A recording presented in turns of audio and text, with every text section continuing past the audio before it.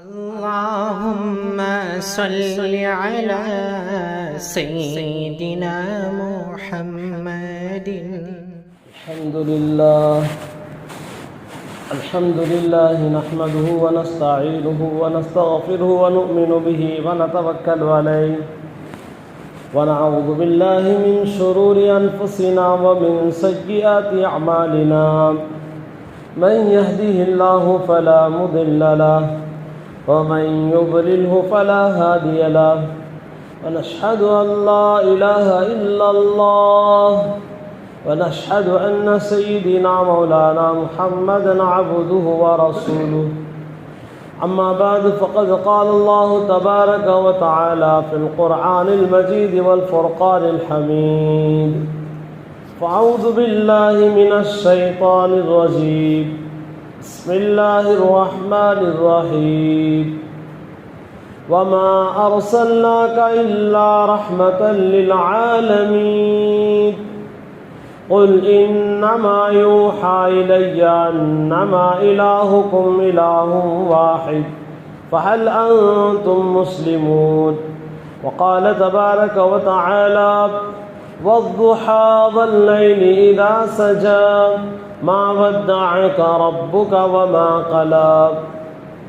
قال النبي صلى الله عليه وسلم إنما بعثت لأتمم مكارم الأخلاق كما قال النبي صلى الله عليه وسلم. اللهم صل على سيدنا وسندنا مولانا محمد في أول كلامنا. اللهم صل على سيدنا وسندنا مولانا محمد في أوسط كلامنا. اللهم صل على سيدنا وسندنا مولانا محمد في آخر كلامنا. صدق الله العظيم وصدق رسوله النبي الكريم ونحن على ذلك لمن الشاهدين والشاكرين والحمد لله رب العالمين. عزیز بھائیو، بزرگوں، دوستو، اللہ رب ذوالجلال کا بے پناہ انعام ہوا، احسان ہوا. اللہ رب ذوالجلال نے ہم سب کو اپنی بارگاہ میں پہلے پہل آنے اور قال اللہ قال رسول کی باتوں کو سننے اور کہنے کا اللہ نے موقع عطا فرمایا ہے. اس وحدہ لا شریک کے بارگاہ میں ہم دعا کریں اللہ پاک ہم سب کے آنے کو قبول فرمائے اور جتنی باتیں کہی جائے سنی جائے اللہ ہم سب کو اس پر عمل کرنے کی توفیق عنایت فرمائے. عزیز بھائیوں، بزرگوں، دوستو، وہ اللہ وحدہ لا شریک روز اول سے لے کر روز آخر تک انسانوں کی رہبری اور انسانوں کی رہنمائی اور انسانوں کی ہر چیز میں، ہر وقت میں، ہر لمحہ جو پورے طور پر اور جس کی رہبری کر رہا ہو، جس کی ضرورتیں پوری کر رہا ہو، ہم پر ضروری ہے ہم سب اس وحدہ لا شریک کا شکر بجا لائیں. جتنا اللہ کا شکر ادا کرتے رہیں گے اس طرف سے وحدہ لا شریک کے طرف سے انعامات ہوتے رہیں گے. ان شکریہ کے اندر اللہ پاک قرآن پاک میں ایک آیت میں اللہ نے بیان فرمایا ہے لئن شکرتم لازیدنکم ولئن کفرتم ان عذابی لشدید. جو میرے بندے جتنا کثرت کے ساتھ خوب میرا شکر ادا کرتے رہیں گے ہم اور نعمتوں میں مزید اضافہ کریں گے. ناشکری کریں گے دی ہوئی نعمتوں کو بھی اللہ چھین لیتے ہیں اور چھین کر خاموش نہیں چھوڑ دیں گے بلکہ اللہ فرماتے لازیدنکم ان عذابی لشدید. ہماری پکڑ بھی بڑی زبردست ہے. اللہ ہم سب کی حفاظت فرمائے، ناشکری سے حفاظت فرمائے. میرے بھائیوں، آج ہماری اس تقریر کا عنوان ہے اللہ کے نبی صلی اللہ علیہ وسلم کی جو سیرت شروع ہو چکی تھی. دل چاہا کہ تھوڑا آقا علیہ الصلوۃ والسلام سے پیدائش سے پہلے آپ کے دادا محترم عبد المطلب کی جھلکیاں اور آپ کے بیٹے حضرت عبداللہ اور آپ کی جو والدہ ماجدہ حضرت آمنہ ہے، یہ آپ کے سامنے اس سیرت کو میں سامنے رکھوں. عزیز بھائیوں، جب انسان پر حالات آتے ہیں، امتحان ہوتا ہے امتحان آزمائش کے بعد اللہ انعام دیتے ہیں۔ تھوڑا اس سے پہلے جائیے ابراہیم علیہ السلام پر اللہ نے کیسی کیسی قربانیاں لی، کیسے کیسے امتحانات کے ابراہیم علیہ السلام، کھڑے کھڑے امتحانات، بیٹھے بیٹھے امتحانات، چلتے چلتے امتحانات لیے اللہ نے ابراہیم علیہ السلام۔ یہ تمام امتحانات میں ابراہیم علیہ السلام کامیاب ہو گئے تو اللہ نے کہا وَإِذِ ابْتَلَىٰ إِبْرَاهِيمَ رَبُّهُ بِكَلِمَاتٍ فَأَتَمَّهُنَّ قَالَ إِنِّي جَاعِلُكَ لِلنَّاسِ إِمَامًا۔ اللہ فرماتے ہیں ہم نے ابراہیم کو آزمائشوں میں ڈالا، امتحانوں میں ڈالا، تمام امتحان اور آزمائشوں میں وہ کامیاب بن گئے تو اللہ فرماتے ہیں قال انی جاعلک للناس اماما، ابراہیم ہم آپ کو امام بناتے ہیں۔ امام مطلب ایک مسجد کا امام نہیں، ایک مصلی کا امام نہیں، آپ ایک گاؤں، ایک بستی، ایک ملک کے امام نہیں، آپ کو ہم ملت کا امام بناتے ہیں، پوری ملت کا ہم آپ کو امام بنائیں گے۔ ابراہیم علیہ السلام نے بات وہاں پر طویل بات ہوگی، قال ومن ذریتی قال لا ینال عہد الظالمین، وہاں سے پھر دوسری بات شروع ہوتی ہے۔ بات ہمیں یہ بات یہاں رک کر یہ بات سمجھ لینا چاہیے، ابراہیم علیہ السلام کو امتحانات کے بعد آپ کو انعام ملا، وہ کیا ہے؟ ملت کا امام بنائے۔ اسی طرح میرے اور آپ کے آقا تاجدار مدینہ حضرت محمد مصطفیٰ صلی اللہ علیہ وسلم کو جو انعامات عطا فرمائے، وہ انعام آپ سے پہلے آپ کے دادا محترم عبد المطلب، اس کے بعد آپ کے والد محترم حضرت عبداللہ، اور آپ کی ماں محترمہ حضرت آمنہ، یہ تینوں کو امتحان دینا پڑا، یہ تینوں کو عظیم آزمائشوں سے گزرنا پڑا، عظیم امتحانات، بہت بھاری بھرکم ایسے امتحانات ہونے کے بعد اب اللہ پاک نے کیا کیا؟ انعام کے طور پر آقا دو جہاں صلی اللہ علیہ وسلم کو عطا فرمایا۔ وہ آپ کے دادا حضرت عبد المطلب کے امتحان کیا تھا؟ تفصیل سے میں آپ کو سناؤں۔ آپ کے دادا عبد المطلب ہے، نام آپ کا عبد المطلب نہیں تھا، ہاشم کے دو لڑکے تھے، ایک عبد مناف تھے۔ میرے بھائیوں، حضرت ہاشم سے دو لڑکے پیدا ہوئے، ان میں سے ایک کا نام حضرت شیبہ۔ حضرت عبد المطلب، آپ کے دادا کا نام عبد المطلب نہیں تھا، بعد میں آپ سمجھیں گے عبد المطلب کیسا نام پڑا، نام آپ کا شیبہ تھا۔ جب آپ دنیا میں تشریف لائے حضرت شیبہ، تو آپ دنیا میں تشریف لانے کے بعد فوراً آپ کے سر کے بال سفید تھے، پیدائشی حضرت شیبہ کے بال سفید تھے۔ بال سفید ہونا یہ بزرگی کی علامت ہوتی ہے۔ بھائی آدمی جب بوڑھا ہو جاتا ہے تو اکثر کیا ہے، اس کے بال سفید ہوتے ہیں۔ اب تو ایسے دور سے ہم گزر رہے ہیں، بچوں کو بھی بوڑھے بال آ رہے ہیں، سفید بال آ رہے ہیں، جوان کے اندر بھی سفید بال۔ آدمی جیسے جیسے ترقیات سے گزر رہا ہے، حالات سے نکل رہا ہے، اس کے اندر کیمیکل ہے، بہت سارے دوائیاں ہیں، بہت ساری اور تمام چیزوں کو مل کر آدمی جب سر پر جائے صابن کا ہو، شیمپو کا استعمال کرتا ہے، وہ تمام چیزوں کی وجہ سے بال کے اندر سفیدی آ جاتی ہے، ورنہ عام طور پر بڑھاپے میں آدمی کو بال سفید ہوتے ہیں۔ حضرت شیبہ جب پیدا ہوئے، آپ کے پیدا ہونے کی سے ہی آپ کے بال سفید تھے، تو آپ کا نام لوگوں نے رکھا شیبہ۔ شیبہ کے معنی بزرگی والا، بزرگی کے آثار، اس کی نشانیوں کو شیبہ کہتے ہیں۔ اب حضرت شیبہ جیسے دنیا میں آئے تو آپ کی پیدائش بھی مکے میں ہوئی۔ حضرت شیبہ مکے میں پیدا ہوئے، جیسے آپ مکے میں پیدا ہوئے، ابھی آپ کا بچپنا تھا، آپ کے والد کا انتقال ہو گیا، حضرت ہاشم دنیا سے چلے گئے۔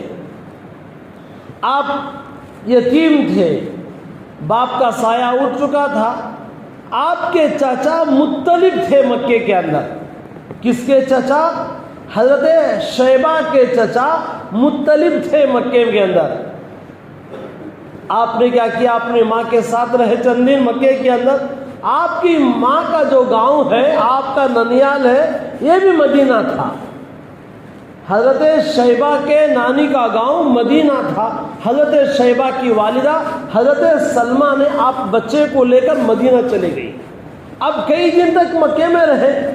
اب مکے میں رہنے کے بعد آپ کے باپ کا سایہ اٹھ چکا تھا، آپ بھی یتیم تھے، یتیمی کی زندگی گزار رہے تھے۔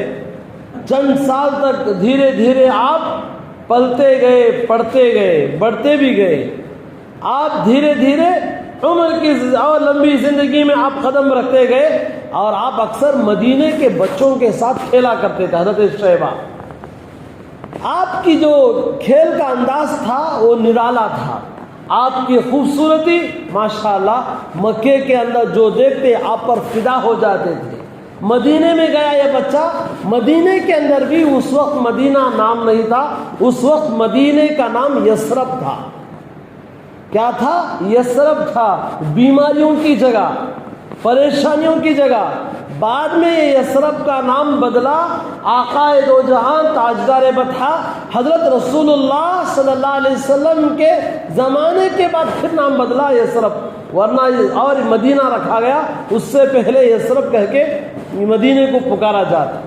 اب وہ مدینے کے اندر کھیلا کرتے تھے حضرت شیبہ۔ آپ تیر بہت اچھے انداز میں چلاتے تھے، آپ کا اندازہ اور آپ کا نشانہ برابر وقت پر چیز پر لگتا تھا، نشانے پر لگتا تھا۔ حضرت شیبہ جب بھی تیر چلاتے تو کہتے ہم قریش کے اولاد ہیں، ہم ہاشم کے اولاد ہیں، ہم مکے کے نوجوان ہیں، یہ ہمارا نشانہ اور کسی پر لگتا تو برابر لگتا ہے، ہمارے نشانے میں کوئی مقابل نہیں کھڑا ہو سکتا۔ آپ یہ الفاظ کہہ کر تیر چلاتے تھے۔ دھیرے دھیرے آپ جوان ہونے لگے، اور آپ کی خوبصورتی کا سبحان اللہ کیا کہنا۔ کیوں؟ آپ ایک سوال کریں گے، یہاں ٹھہر کر آپ اس چیز کو محسوس کیجئے، حضرت شیبہ کے اندر اتنی خوبصورتی کیوں تھی؟ اسی لیے کہ یہ حضرت شیبہ کے اندر سے جو نور تھا وہ نور نکل کے، یہ نور آپ کے اندر نہیں تھا، یہ نور نبوت تھا صلی اللہ علیہ وسلم۔ یہ نور حضرت محمد مصطفیٰ صلی اللہ علیہ وسلم کی نور کی جھلکیاں تھی جو آپ اپنے دادا کے اندر محسوس نظر آ رہی تھی۔ اب اس کے بعد آپ تیر انداز میں بڑے مشہور تھے، تو مکے کا ایک نوجوان جو آپ حضرت شیبہ کے جو چچا تھے، طالب تھے، ان کا ایک دوست تھا حارث، وہ کسی کام سے مدینہ گیا تھا۔ مدینہ جا کر واپس لوٹ رہا تھا تو دیکھا ایک میدان میں چند بچے ہیں، کھیل رہے ہیں، تیر اندازی کر رہے ہیں۔ میرے بھائیوں ایک بات یہاں پر سمجھ لیجئے، مکے کے اندر، مدینے کے اندر اس وقت میں جو بچے کھیلتے تھے، یا تو گھوڑ سوار، یا تو تیر چلانا، یا تلوار چلانا، اور بہت اچھے اور انوکھے کھیل کھیلا کرتے تھے۔ آج بھی بچے کھیلتے ہیں، کیسا کھیل کھیلتے ہیں ماشاءاللہ۔ اب تو ہم زمانہ دیکھ رہا ہے، ہر بچے کے اندر، نوجوان کے اندر موبائل ہوتا ہے، صبح سے شام تک کوئی پب جی کھیلتا ہے، کوئی فلاں کھیلتا ہے، فلاں، نہ تو اسے کھانے کا خیال ہے، نہ پینے کا ہوش ہے، نہ ماں باپ کے آنے کا اس کو ڈر محسوس ہوتا ہے، نہ سامنے کوئی خاندان قبیلے کا، ہمارے پریوار کا کوئی بڑا جا رہا ہے، نہ اس کی کوئی ادب احترام، ہمارے اندر کوئی بھی نہیں، بس موبائل لے لیا، کھیل رہا ہے، کھیلنے میں مشغول ہے، اتنا مشغول ہے کہ سامنے کون گزر رہا ہے اس کا بھی ہمیں احساس نہیں۔ بہرحال میرے بھائیوں، وہ زمانے میں نوجوان، ایک بات یاد رکھو، ایک وقت وہ تھا، ایک زمانہ وہ تھا، گھوڑا میدان کے لیے شہسوار ہوا کرتا تھا، اور نوجوان میدان میں، میدان جہاد میں بڑے شہسوار مانے جاتے تھے۔ دونوں چیزیں، ایک نوجوان ایک گھوڑا، یہ دونوں چیزیں ایک وقت وہ تھا میدان کی زینت ہوا کرتی تھی۔ آج یہی نوجوان اور گھوڑا شادیوں میں کھیلنے کے لیے، ناچنے کے لیے استعمال ہو رہے ہیں۔ آپ سوچ کر دیکھو، میدان میں جب وہ زینت تھے تو اسلام خوب پل رہا تھا، اسلام خوب بڑھ رہا تھا، اسلام خوب پورے عالم میں میرے بھائیوں اس کی نشو نما ہو رہی تھی۔ آج یہی ایک نوجوان اور گھوڑا شادیوں میں ناچنے کے لیے استعمال کیا جا رہا ہے۔ ہمارا اسلام تنزلی پر جا رہا ہے، اسلام نیچے کی طرف جا رہا ہے۔ یہی دونوں چیزیں اگر وہاں استعمال ہو گئی انشاءاللہ وہی وہ زمانہ پھر پلٹ کر آئے گا۔ خدا کرے یہ نوجوانوں کو چیزوں کا اللہ پاک وہی جو دین پر استعمال ہو رہے تھے وہی جگہ استعمال ہونے کی اللہ پاک توفیق عطا فرمائے۔ میرے بھائیوں، اب حضرت شیبہ جو تیر میں مشہور انداز میں لگانے میں بڑے مشہور تھے، تو وہ جاتا ہوا نوجوان سنا، کہہ رہے تھے ہم قریش کے خاندان کے ہیں، ہماری برابری کوئی نہیں کر سکتا۔ یہ الفاظ جب اس نوجوان نے سنا تو فوراً مکے کو جب آیا تو حضرت آپ کے چچا مطلب سے کہا، ارے مطلب افسوس ہے تم پر، افسوس ہے تم پر، تمہارا ایک یتیم بھتیجا مدینے میں ہے، قریش کے خاندان میں پیدا ہوا، لیکن تم اس کی خبرگیری نہیں کرتے، اس کے بارے میں پوچھ تاچھ نہیں کرتے، اس کی ضرورتیں پوری نہیں کرتے۔ تمہارا ایک بھتیجا شیبہ مدینے میں ہے، بڑا خوبصورت ہے، بڑا پھرتیلا نوجوان ہے، تیر اندازی میں دیکھ رہا تھا، کھڑ کر اس کے نشانے کو دیکھ رہا تھا، اور بچے اس کے تیر اندازی میں برابر تو برابر اس سے کوسوں دور ہیں۔ جب حضرت عبد المطلب کو خوب آر دلایا، جوش دلایا، عبد المطلب اسی وقت میں حضرت شیبہ کا جو چچا تھا فوراً سواری لی، مدینے کا رخ کیا، مدینہ چلے۔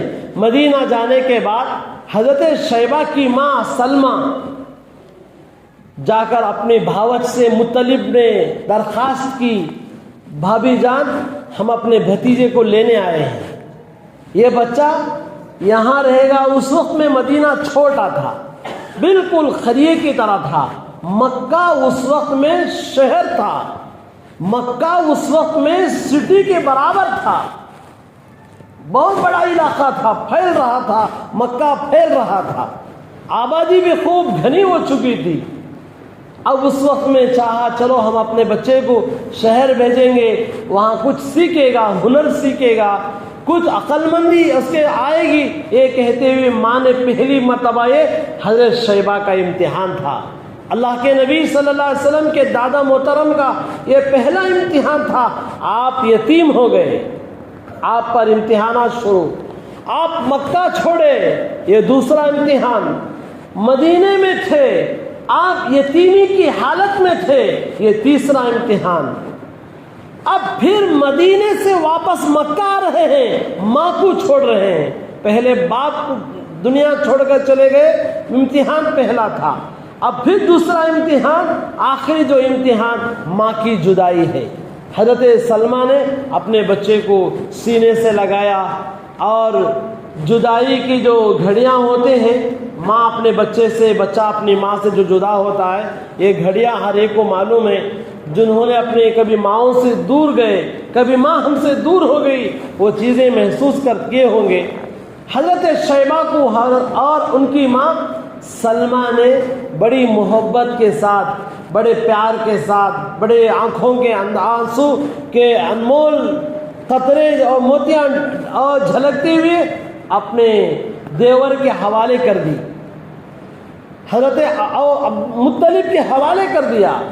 مطلب حضرت شیبہ کو جب لے کر آئے، مدینے سے مکہ لے کر آئے، آتے وقت میں حضرت شیبہ کو پیچھے لے کر بیٹھے تھے، اور لوگوں کو معلوم نہیں تھا، وہ زمانہ تھا جو کوئی لے کر نئے بچوں کو، چھوٹے بچوں کو لے کر آتے، اس کو لوگ کہتے غلام کہتے تھے۔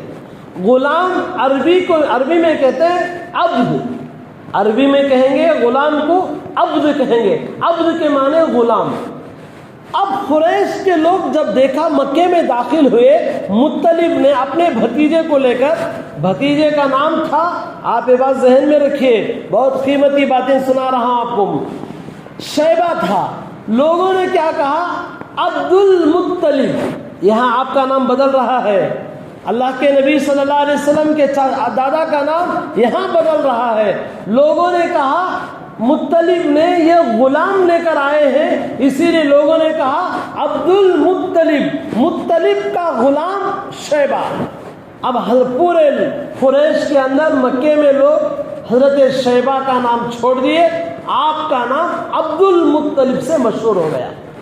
جب عبد المطلب جب مکے میں آئے، اب اس کے بعد دھیرے دھیرے کعبۃ اللہ کے اندر لے کر گئے. وہاں ذمہ داریاں آپ کے چچا کے اوپر تھی، وہ تمام ذمہ داریاں اللہ کے نبی صلی اللہ علیہ وسلم کے دادا محترم عبد المطلب کے حوالے کر دیے. اب دھیرے دھیرے عبد المطلب مکے کی ذمہ داریاں سنبھالنے لگے. اب اس کے بعد دھیرے دھیرے آپ کے اندر دوسری بات جو پیدا ہوئی، مکے کے اندر اس وقت میں پانی کی بہت قحط سالی تھی، دور دور تک پانی نظر نہیں آتا تھا، پانی کا نام و نشان نہیں تھا. اس وقت میں عبد المطلب اللہ کے نبی صلی اللہ علیہ وسلم کے دادا ہیں، دادا کے خواب نظر آتے، آپ کو خواب پڑتا، وہ خواب میں بات ظاہر ہوتی، عبد المطلب فلاں جگہ زمزم ہے، زمزم کے کنویں کی تلاش کرو. خواجہ عبد المطلب دیکھتے پہاڑی علاقہ ہے، جو حضرات مکہ مکرمہ جا کر ہیں، عمرہ یا حج پر جا کر ہیں، ان لوگوں کو پوچھئے مکے کی پہاڑیاں، مکے کے اطراف و اکناف کیسی پہاڑیاں ہوتے ہیں، نوکیلا دار پتھر، بہت سخت پتھر ہیں. اب ان پتھریلی زمین میں عبد المطلب صبح میں اٹھتے، خواب میں دیکھا تھا نا زمزم کا کنواں، ارے زمزم کا کنواں ابراہیم علیہ السلام کے زمانے سے لے کر ہزاروں سال بعد یہ کنواں مٹی میں ڈھک چکا تھا. اس کنویں پر پتھر کی چٹان آ گئی تھی، وہ کنواں بند ہو چکا تھا. اب اس کنویں کا اور زمزم کی کنویں کے حضرت عبد المطلب کو خواب میں نظر آتا، زمزم کا پانی یہی ہے، یہ تلاش کرو. صبح میں اٹھتے عبد المطلب کدال لیتے اور اس کو لے کر کھودنے کے لیے مکے کے کبھی ادھر کھودا پانی نہیں ملا، کبھی ادھر کھودا پانی نہیں ملا. ہر دن آپ کا یہی کام، صبح میں اٹھنا، کدال لے کر زمین کو کھودنا. لوگ بولتے عبد المطلب تم تھوڑے دیوانے ہو گئے یار، یہ پہاڑی علاقے میں پانی کہاں سے ملے گا؟ جہاں پانی ہوگا وہاں چونٹیاں بھی آتے ہیں، وہاں چرند پرند بھی آتے ہیں، وہاں انسانوں کا بسیرا ہوتا ہے. دور دور تک پہاڑی علاقہ ہے اور لوگ بہت دور 100 میل جاتے پانی لانے کے لیے، لے کر آ کر تھوڑا تھوڑا استعمال کرتے تھے. پینے کے لیے پانی نہیں تھا. اور دور جائیں گے تو جدہ کے پاس وہاں سمندر کی لہریں تھے، وہ تو کھارا پانی ہے، پینے کے تھوڑی استعمال ہوگا. اب بار بار لوگ کہتے تو آپ اپنے کام میں مصروف ہو جاتے. لوگ کہتے کہنے دو، ہم کار خیر کی تلاش میں ہیں، ہم زمزم کی تلاش میں ہیں. عبد المطلب تلاش کرتے، پانی نہیں ملتا، بار بار خواب ملتا. ایک دن عبد المطلب نے کعبۃ اللہ کے برابر میں، آج بھی جو حجاج جو عمرہ اور حج کرنے والے جاتے ہیں، کعبۃ اللہ کے تھوڑا دروازے کے سامنے گئے، وہاں پر کعبۃ اللہ کے سامنے بالکل قریب میں ہی زمزم کا کنواں تھا. آج بھی ہے وہاں پر پائپ لائن لگا کر بالکل موٹروں سے مشینوں سے پانی نکالا جا رہا ہے. ہزاروں لاکھوں اربوں کھربوں لیٹروں کا پانی استعمال ہو چکا ہے، قیامت تک ہوتا رہے گا. ہر عمرہ کرنے والا بھر بھر کے لاتا ہے، چھپا کر لاتا ہے، حج کرنے والا چھپا کر لاتا ہے، لے کر بھی آتا ہے، لیکن وہ پانی میرے بھائیوں آج تک کم نہیں ہوا. خدا کی عزت و جلالت کی قسم قیامت تک کم نہیں ہوگا. وہ پانی کہاں سے آ رہا ہے؟ لاکھوں اربوں اور میرے بھائیوں لیٹروں کا پانی کہاں سے آ رہا ہے؟ ایک بوڑی ہے، ایک بورویل ہے، اس میں آدمی 4 فیملی ہو، 5 گھر والے ہوں، ایک بلڈنگ میں 10 گھر ہوں. صبح سے شام تک اگر 2 گھنٹے 3 گھنٹے پانی نکالے، شام کو وہ بور فیل ہو جائے گا، یا 1 دن 2 دن میں وہ پانی سوکھ جائے گا، یا گرمی کے دنوں میں وہ پانی وہ بورویل فیل ہو جائے گا. میرے بھائیوں تھوڑی دیر سوچو، تھوڑی دیر اپنے آپ کو یہاں ٹھہر کر سوچئے، وہ پانی کہاں سے آ رہا ہے؟ میرے بھائیوں وہ پانی تو نکل رہا ہے، اللہ کے خزانے غیب سے نکل رہا ہے۔ وہ پانی کے اندر دنیا کے اور پانی ہیں، وہ پانی گل جگ میرے بھائیوں سڑان پیدا ہوگی، بدبو آ جائے گی، کیڑے آ جائیں گے، وہ پانی کے اندر میرے بھائیوں استعمال کا لائق نہ رہے گا۔ دنیا کے اور پانی ہیں، اس میں کیمیکل ملایا جا رہا ہے، دوائی ملائی جا رہی ہے، پاؤڈر کا استعمال کیا جا رہا ہے، دنیا کی نئی نئی ٹیکنالوجی استعمال ہو رہی ہے، وہ پانی خراب ہو جائیں گے۔ لیکن زمزم کا پانی کئی سالوں تک میرے بھائیوں جیسے تھا ویسے ہی رہے گا، نہ وہ پانی خراب ہوگا، نہ وہ پانی کے اندر کبھی بدبو آئے گی، نہ وہ پانی کے اندر کبھی سڑان آئے گی۔ اللہ نے وہ صلاحیت رکھا ہے وہ پانی کے اندر، وہ خوبی رکھے ہیں اللہ نے وہ پانی کے اندر۔ جو آدمی جس نیت سے پیے گا اللہ پاک وہ نیت کے برابر اللہ پاک کیا کریں گے، وہ پانی کے اندر وہ چیزیں اللہ پاک رکھیں۔ بھوک مٹنے کی نیت سے پیے گا بھوک مٹ جائے گی، اور سوس کی پیاس کی شدت ختم ہونے کی نیت سے پیے گا اللہ اس کی شدت ختم کریں گے۔ اور جو آدمی علم نافع کی نیت سے پیے گا اللہ اس کے علم میں بڑھوتری کریں گے۔ میرے بھائیو علماء نے لکھا ہے جب بھی زمزم پیو یہ نیت کر کے پیو، یا اللہ یہ پانی کی برکت سے موت کے وقت میں کلمہ نصیب کیجئے، اللہ موت کے وقت میں کلمہ نصیب کریں گے۔ نیت کر کے پیو یہ پانی کو، یا اللہ آج کوئی آدمی لے کر آ کر مجھے پانی دے رہا ہے، میرے اللہ مجھے بھی تیرے گھر تک آنے کی یہ پانی کی برکت سے قبول کیجئے۔ اللہ پاک آپ کو اس پانی کی برکت سے آپ کو بھی مکہ اور مدینہ جانے کی توفیق دیں گے۔ علماء نے لکھا ہے جو آدمی یہ نیت کر کے پیے گا زمزم کو، یا اللہ کل قیامت کے دن روز محشر کے دن مجھے پیاس کی شدت نہ ہو، اللہ پاک قیامت کے دن وہ روز محشر کی شدت و گرمی سے آپ کو محفوظ رکھیں گے، بشرطے کہ آپ نیت کر کے پیجیے۔ اسی لیے علماء نے لکھا ہے، ابن عباس رضی اللہ تعالیٰ روایت کرتے ہیں جب یہ زمزم کا پانی پیو تو دعا پڑھو، اللہم انی اسألک علما نافعا وعملا متقبلا ورزقا واسعا وقلبا منورا وصحتا دائما وشفاء من کل داء۔ بیماریوں کی ختم کی نیت سے پیو گے بیماری چلی جائے گی۔ ہم خود اپنے آنکھوں سے دیکھیں، ایک بیمار حاجی صاحب تھے اور اس کی بیماری اتنی بڑھ گئی تھی، اس نے حرم کے اندر میں نے اس کو مشورہ دیا، حاجی صاحب آپ کیا کیجئے یہ زمزم پیو اور اس کے بعد اس بیماری کی جگہ پر ڈالو، اللہ کی عزت و جلالت کی قسم اس پانی میں وہ شفا رکھا ہے، آپ نیت کر کے اخلاص سے استعمال کرو، اللہ تمہاری اخلاص کی برکت سے کیا کریں گے، وہ بیماری کو ختم کریں گے۔ ہم نے دیکھا میرے بھائیوں اس کی بیماری چند مہینوں میں ختم ہو گئی، یہ زمزم کی برکت ہے۔ میرے بھائیوں آگے چلیے، حضرت عبد المطلب نے کھودنے لگے، اتفاق ایک دن تھا عبد المطلب نے کھدال مارا تو زمزم کا چشمہ پھوٹ کے نکلا۔ یہ جب زمزم کا چشمہ پھوٹ کے نکلا، پانی ابھر کے نکلا، اس وقت میں سارے لوگ کہنے لگے ہمارے سردار آ گئے، ہمارے سردار آ گئے۔ عبد المطلب کو اس کے بعد سرداریت کا لقب بھی مل گیا۔ میرے بھائیوں جیسے زمزم کا کنواں ابھر کر نکلا سرداریت کا لقب مل گیا، آپ خانہ کعبہ کے متولی بن گئے، ذمہ دار بن گئے۔ آپ نے منت کی تھی، ایک مراد مانگا تھا، کیسی منت ہے، کیسی مراد ہے، آپ نے مراد مانگی، تمنا کی، ایک منت مانگی، یا اللہ میرے 10 بچے ہوں، 10 بیٹے ہوں، ان میں سے جو خوبصورت ہوگا، اچھا ہوگا، چنگا ہوگا اور بڑا حسین جمیل ہوگا، اس بچے کو ہم تمہارے راستے میں قربان کر دیں گے۔ منت تو مان لی تھی، اللہ پاک نے دھیرے دھیرے آپ کے اولاد نرینہ اولاد ہوئی، آپ کے 10 بچے ہوئے، ان میں آخری جو بچہ تھا میرے بھائیوں وہ حضرت عبداللہ تھے، وہ عبداللہ تھے۔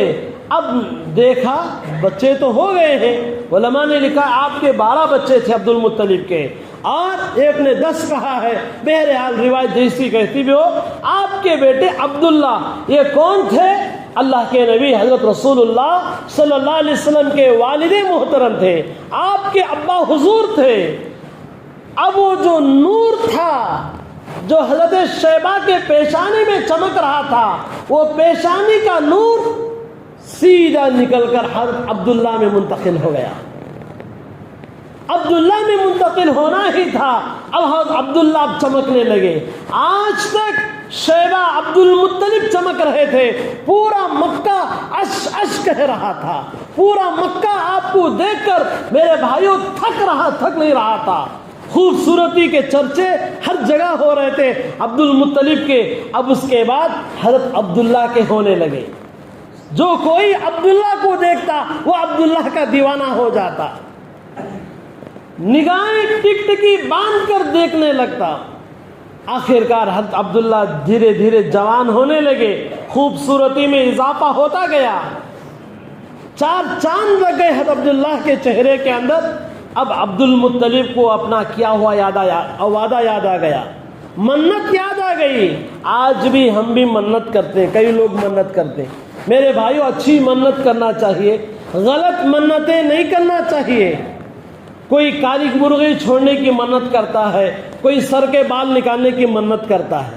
ارے جہاں اللہ کا ولی آرام کر رہا ہو، جہاں اللہ کا محبوب بندہ، جتنے ہمارے درگاہیں ہیں میرے بھائیوں، وہاں پر اللہ والے آرام کر رہے ہیں، وہاں اللہ کی محبت میں وہ کام کرتے کرتے دنیا کے پیوست زمین کے بن گئے، وہاں جا کر ہم منت کرتے ہم اپنے بچے کے بال نکالیں گے۔ ارے افسوس ہے مسلمانوں کے اخلاق پر، مسلمانوں کی منتوں پر۔ ارے بال نکالنے کی منت کر رہے ہو، کبھی تم منت کر لیتے یہ اللہ والا جو سو رہا ہے، اللہ والے آرام کر رہے ہیں، ان کے اخلاق میرے بچے میں آئے، یہ دعائیں کرو، ان کا زہد و تقوی میرے بچی میں آ جائے، اور ان کی سخاوت کا مادہ میرے بچے میں اور اس ماں کے اندر آ جائے، وہ دعائیں کرو۔ وہ نہیں کرتے، بال نکالنے کی، کپڑے نکال کر چھوڑ کر آنے کی ایسی منتیں کرتے ہو۔ افسوس ہے ہمارے علم پر، افسوس ہے ہماری عادت و اخلاق پر۔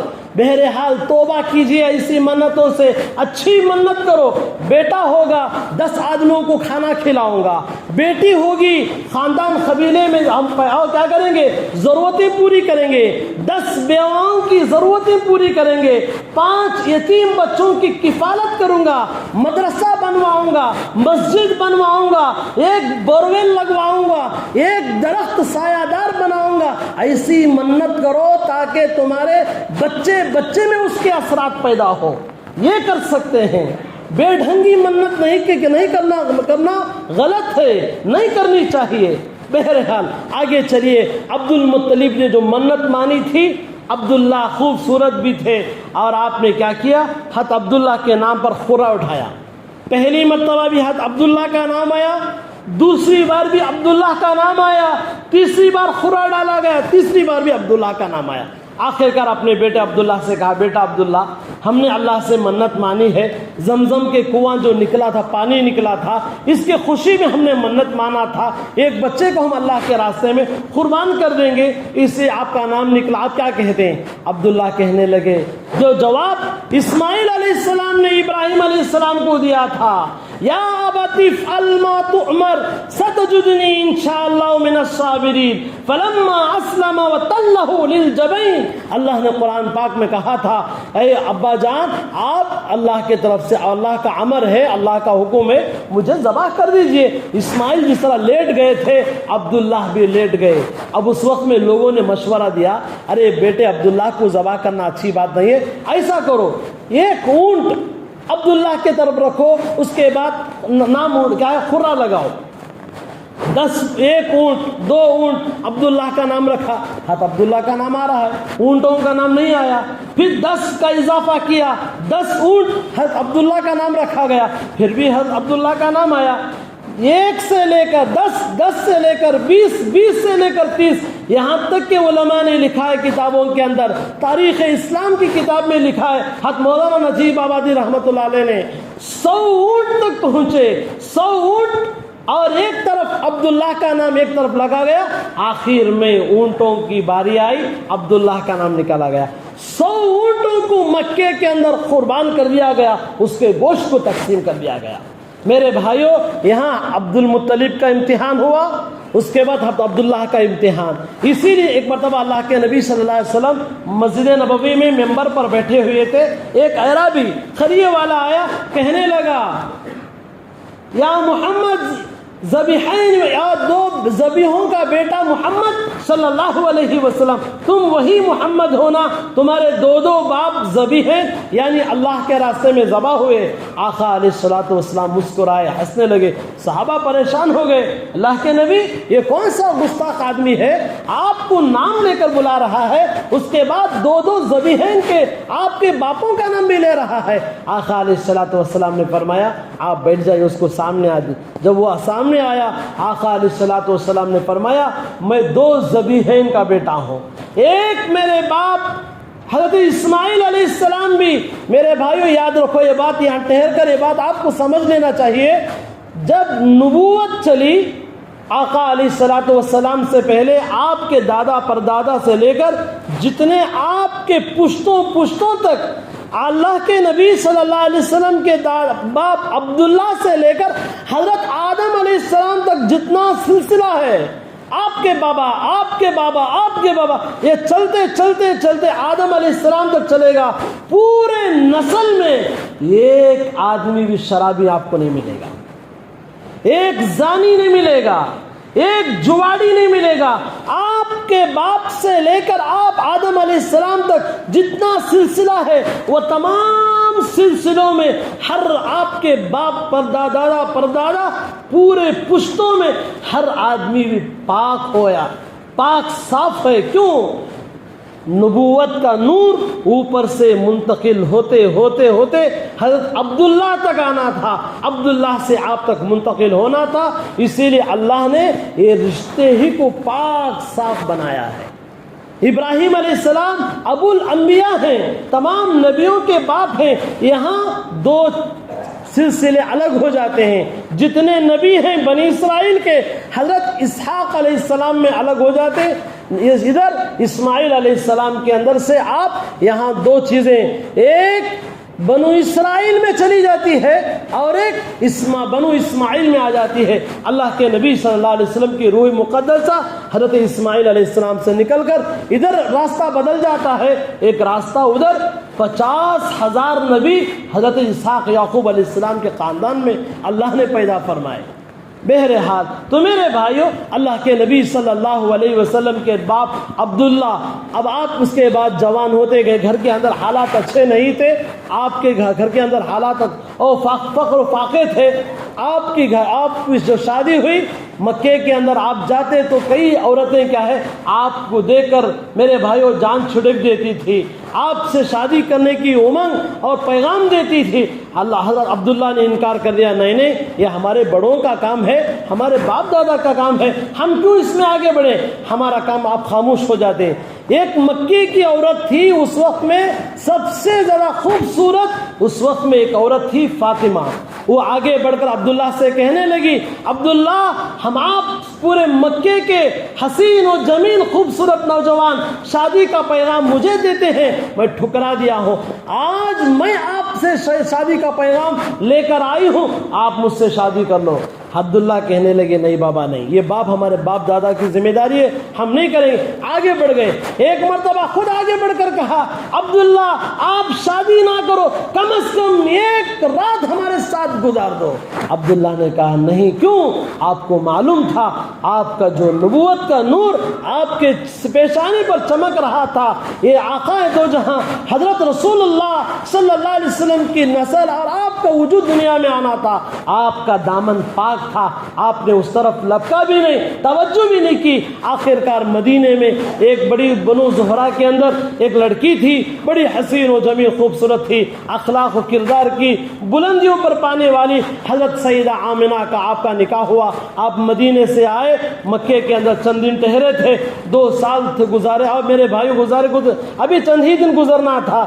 گھر کے اندر اچھے حالات نہیں تھے. آپ کے دادا دادا یعنی اللہ کے نبی صلی اللہ علیہ وسلم کے دادا عبد المطلب اپنے بیٹے عبداللہ سے کہا عبداللہ تجارت کے لیے فلاں علاقے میں اور ہمارا قافلہ جا رہا ہے، آپ بھی چند دن کے لیے چلے جاؤ۔ اس وقت میں حضرت آمینہ کی عمر 16 سال کی تھی، حضرت عبداللہ کی عمر 18 سال تھی۔ 18 سال کا نوجوان 16 سال کی دلہن ہے، اب چند ہی دن گزرے تھے۔ میرے بھائیوں، جب حضرت آمینہ کو معلوم ہوا ہمارا شوہر تجارت میں جا رہا ہے، آپ آگے آ گئی، کہا کہ میرے شوہر آپ یہیں رہیے، آپ ہمیں چھوڑ کر کہاں جا رہے ہو؟ میرے بھائیوں، 16 سال کی لڑکی تھی، میرے اور آپ کے آقا صلی اللہ علیہ وسلم کی والدہ محترمہ حضرت آمینہ، آقا علیہ الصلوۃ والسلام کی اماں جان۔ میرے بھائیوں، حضرت عبداللہ منائے سمجھائے، چند ہی دن کی بات ہے، تجارت میں جائیں گے، چند چیزوں کو لے کر آئیں گے، اس کے بعد ہم آرام سے رہیں گے۔ پتہ نہیں اپنی بیوی دلہن کو کیسے منایا ہوگا، کیا چیزیں ان کے سامنے تقاضے رکھے ہوں گے۔ حضرت آمینہ تیار ہو گئی، عبداللہ اب تجارت میں نکلے ہیں۔ میرے بھائیوں، یہ قافلہ پھر مدینہ گیا، وہاں سے پھر کیا حالات ہوئے، آپ پر کیسے امتحانات۔ عبد المطلب تو امتحان دے چکے ہیں، اب عبداللہ کی باری ہے، عبداللہ نے امتحانات کیسے دیے وہ آپ کے سامنے ہوں گے۔ میرے بھائیو، وقت ہو چکا ہے، اگلے جمعہ انشاءاللہ یہی تاریخ آپ کے سامنے لے کر آئیں گے۔ ان تاریخوں سے ہمیں پتہ چلتا ہے کیسی کیسی قربانیاں ان کے آئی تھی، کیسے حالات ان کے سامنے آئے تھے۔ یہ حالات کو سامنا کرتے ہوئے ہمارے پاس جو انعام ملا ہے وہ حضرت محمد مصطفیٰ صلی اللہ علیہ وسلم کا جو انعام، آج اس نبی کی امت ہوتے ہوئے میرے بھائیوں، نبی یہی چاہتے ہیں، یہ تمام قربانیوں کے عوض میں، تمام قربانیوں کے بدلے میں نبی یہی چاہتے ہیں، آج وہ نبی کی امتی جس کے بال کے نہ کوئی ڈھنگ ہے، پہننے کے کپڑوں کا نہ کوئی طریقہ ہے، نہ عادت میں، نہ چلن میں، نہ گفتار میں، نہ رفتار میں، نہ طریقے میں، کوئی دور دور تک نہ ہمارے کپڑوں میں نبی کی سنت نظر آتی ہے۔ میرے بھائیوں بولو، ہمارے سنت لباس میں کیا ہمارا پیجامہ ٹخنوں سے اوپر رہتا ہے، نیچے رہتا ہے؟ نہ کپڑوں میں نبی کی سنت ہے، نہ بالوں میں نبی کا طریقہ ہے، نہ بات کرنے میں لب و لہجے میں نبی کا طریقہ نظر آتا۔ میرے بھائیوں، نبی یہی چاہتے ہیں، میری امت ایک ایک طریقہ اپنا لو، 100 شہیدوں کا ثواب ملے گا۔ لیکن ہمیں یہود و نصارہ کے چلن پر، ان کے کلچر پر ہمیں چلنا پسند ہے، لیکن نبی کی سنتوں پر چلنا ہمیں پسند ہے۔ پھر بھی کہتے ہیں نبی ہمارے ہیں، پھر بھی کہتے ہیں اور نبی کی امت ہم ہیں۔ میرے بھائیوں، زبان سے کہہ لینے سے کام نہیں ہوتا، عملی زندگی میں داخل ہونا پڑے گا۔ دعا فرمائے، جتنی باتیں کہی گئی سنی گئی، اللہ پاک مجھے بھی آپ کو بھی عمل کی توفیق عطا فرمائے، زندگی میں آقا علیہ الصلوۃ والسلام کی سنتوں پر چلنا